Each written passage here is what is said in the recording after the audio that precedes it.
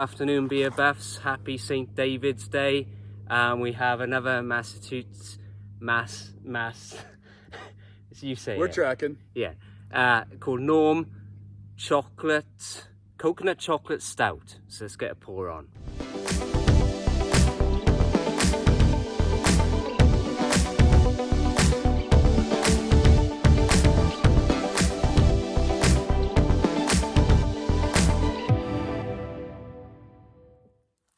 Okay, let's get a pour on. Obviously, I got the coach here with me again. Happy to be back. Happy St. David's Day. Yeah, Happy yeah. St. David's Day. Come right. Yeah. We're doing a little combination of Happy St. David's Day and Davy Crockett. So Happy St. Oh David yeah, that's Crockett's right. Yeah, Day. well, I forget about the Texas. Yeah, so it's a little Texas flair going. All right, you first, sir. Okay, all right. So this is another beer that James brought back for me from Massachusetts, and I'm just saying Massachusetts, it's easier. And there we go. So I thought, this is the last one. All right. I Very nice. have. So Happy to be on board with this. yeah. So there we go. Let's get this right. Make sure Finish we her have off. it. Yeah. So this is 7.8%, and like I say, it's called Norm Coconut Chocolate Stout. I wonder who Norm is. I don't know. He's like maybe spinning. one of the brewers or maybe one of the... Yeah, it is. So it's a oatmeal stout brewed with cocoa nibs and coconut added. Okay. All right. And I've not... Okay, here we go. Oh, you found it? Norm. This brew is named after Norman Miller, the Metro West beer nut and author of Beer Lovers New England. Ever since we opened our doors in 2010, Norm had been peskily suggesting we brew a coconut beer. In 2012, we relented and named it Norm. Norm's an oatmeal stout brewed with 10 specialty malts, cocoa nibs, and 1 pound of organic toasted coconut per gallon. Okay. Cool. All right. Well, that's the story behind it. Let's get smell and taste. Not getting any coconut off the nose right away. No. I Coconut. Get some of that chocolate. Yeah, yeah.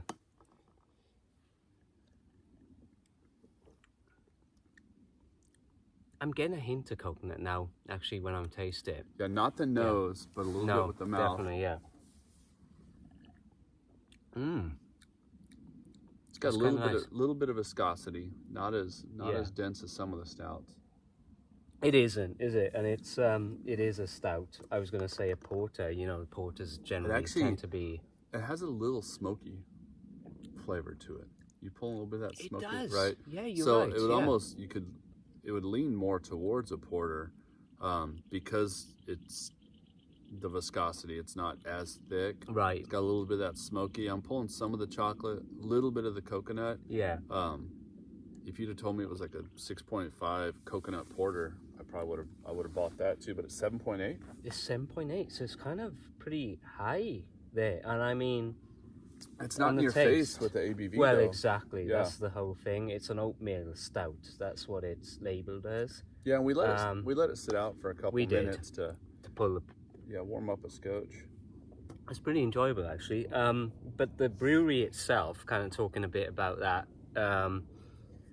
Wormtown Brewery, and like I've done a bunch, you know, I did White Lion, I did a few others, but this is just a one-off he brought back for me, and it's the brewery itself is based in Worcester, Massachusetts, and that's kind of, I always give him a bit of geography, that's kind of between Boston on the East Coast and Springfield, which is more central. Well, the beer scene up there is huge. Oh, that's right. I've not been lucky enough to go up there. I know Keith and I were talking about maybe taking our next trip up there. Plenty of time in the Northwest, but the Northeast, the beer scene's good. And do you know what? I've had so much good feedback doing these reviews from the folks up there, the brewers that I've reviewed, and just people adding me as friend and commenting. And one of the head brewers from White Lion, she started following me, and just really nice kind of positive so they vibes. Appreciate it. That's cool. Yeah, that's good to see. It's like really appreciated, and I've got that a lot from the Massachusetts. So I highly recommend just check out these breweries, and if you're in the area, just go and check them out, because I would be in a second. But they actually have 2 tap rooms, this brewery, Wormtown Brewery. It's one in Worcester and one in another little town called Foxborough. So they've been going since 2010. That's a long time for a Yeah. brewery. It is, and I actually, yeah, it is, right? And these, Yeah. and I kind of looked up their website. They started in 2010 officially with a brewery, but they started before that in an ice cream factory, in an old ice cream factory. Oh, cool. That was kind of an interesting All right. story. So yeah, I mean, I'm enjoying it. Yeah, fair play.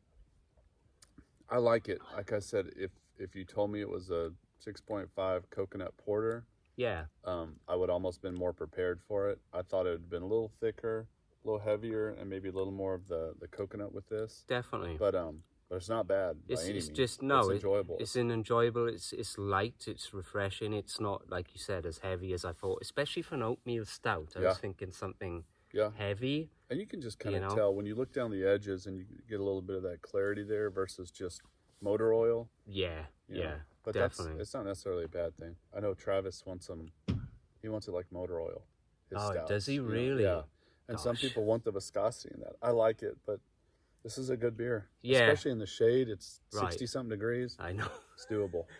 We talk about stout season. I think stout season's coming to an end. Almost over. Now into the IPAs and the sours. That's what I'm excited for. Some Jester King. Oh yeah, and some of the sours, some of the reviews I've been doing from these Massachusetts breweries, they are knocking it out of the park on the sours. Some really phenomenal, and a lot of the sours I've had from there reminded me of the ones you'd get at like Weathered Souls. That Steven's Creations. Steven's his sours They were were like great. really, Yeah. phenomenal. So a few other beers that they do. They have an IPA called Big Hoppy.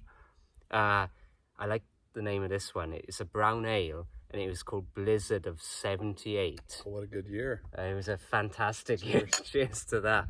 That's our year.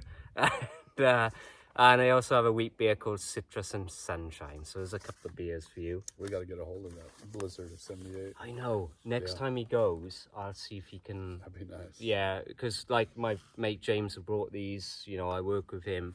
He, his mother lives up there, so he goes up quite a bit, and it's a perfect opportunity. And we talk about this, it's like if you go somewhere, pick up beers, because it's hard to, get them out of state, right? Oh, yeah. It's like you could just come back from Colorado. And pro tip, when you travel, take some local beer with you and, give them to a cool brewer or cool bartender, and many times they'll return the favor, but, it's just about sharing the good stuff, so. Definitely. And I obviously like Britain. I try and bring some back, but I just bring them back for these guys, just to share the love. Absolutely. But anyway, I guess we should rate this. In the scheme of things, yeah, it's a good porter.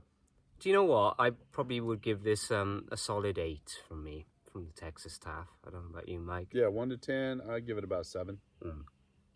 Very good, very enjoyable. I would drink it again. Definitely. It's nice, easy drinking, I would say. Which maybe in a couple minutes from now, I won't feel that if it's 7.8. Shit, I know. And we got a bunch of beers in there. He's brought a bunch back from Colorado, so look out. So we're going to chalk those up in a minute. So anyway, cheers, beer buffs. Yachi Dan, happy St. David's Day. Yeah, St. David's Day. Ta-ra. Cheers.